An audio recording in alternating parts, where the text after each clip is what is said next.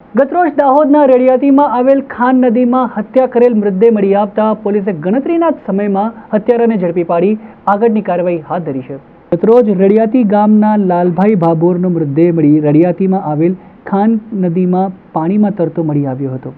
જેને પગલે પોલીસ ઘટના સ્થળે પહોંચી તપાસ કરતા માથાના ભાગે ઇજાઓ જોઈ હત્યા કરાઈ હોવાની શંકાઓ પ્રબળ બની હતી, જેને પગલે દાહોદ એલસીબીની ટીમે આસપાસના વિસ્તારના લોકોની પૂછપરછ તેમજ રસ્તાઓ ઉપર લાગેલા સીસીટીવી તેમજ હ્યુમન સોર્સના આધારે તપાસ શરૂ કરી હતી, જેમાં રેડિયાતીનો ગણેશ ઉર્ફે ભોલો આગલી રાતથી જ ગાયબ હતો, જેને પગલે પોલીસને તેના ઉપર શંકા જઈ હતી અને શકમન ગણેશની પોલીસે શોધખોળ હાથ ધરી હતી। દરમિયાન હ્યુમન સોર્સના આધારે પોલીસને બાતમી મળી હતી કે ગણેશ દાહોદના બી કેબિન વિસ્તારમાં જોવા મળ્યો છે, જેને પગલે પોલીસે તે વિસ્તારમાં પહોંચી તેને ઝડપી લઈ પૂછપરછમાં તેને કબૂલાત કરી હતી કે 2 દિવસ પહેલા પૈસાની લાલચમાં મૃતક જોડે ઝપાઝપી કરી હતી, જેમાં મૃતકે સામનો કરતા નજીકમાં પડેલ પથ્થરના માથાના ભાગે મારતા તેનું મોત નીપજ્યું હતું। બાદમાં મૃતક પાસે રહેલા 1200 રૂપિયા વીટી તેમજ મોબાઈલ લઈ મૃતદેહને ખાન નદીમાં ફેંકી દીધો હતો।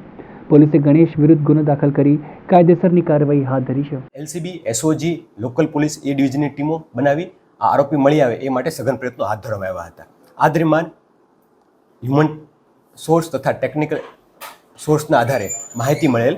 કે ત્યાં બાજુમાં બનાવ સ્થળ નજીકમાં એક ઘર છે, ત્યાં રહેતો ગણેશ ઉર્ફે શનિ ઉર્ફે કાળો ઉર્ફે ભોલો તાનસિંગ ડામોર નામનો વ્યક્તિ છે, એ બનાવની આગલી રાતે સાંજના સમયે કોઈ એક વ્યક્તિ જોડે ઝઘડો કરતો હોય અને એને સાથે ઝપાઝપી કરતો હોય એ પ્રકારની માહિતી મળી હતી।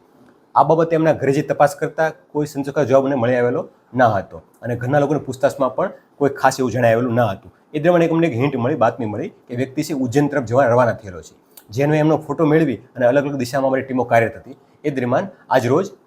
રેલવે સ્ટેશન છે ત્યાં બી બ્લોક છે એ વિસ્તારની આસપાસના ભાગમાં એ માણસ અમને મળી આવેલો હતો અને એમની સઘન પૂછતાછ કરતા એમણે આ ગુનાની કર્યાની હકીકત આપી હતી। આ માણસની ઝડપી કરતાં તેમની પાસેથી 1200 રૂપિયા રોકડા અલગ અલગ ચલણી દરની નોટો મળી આવી છે, જેના ઉપર બ્લડના સ્પોટ મળી આવેલા છે તથા ચાર્જર પણ મળી આવેલ છે કે જે મનોરંજન વ્યક્તિ હતા એની પાસે તેમણે લૂંટના ઇરાદે કબજે કર્યા હોવાનું કબૂલાત આપી છે। આ અન્વયે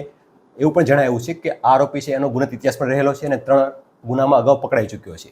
જેની હાલમાં અટક કરી કાયદેસરની કાર્યવાહી હાથ ધરવામાં આવેલી છે।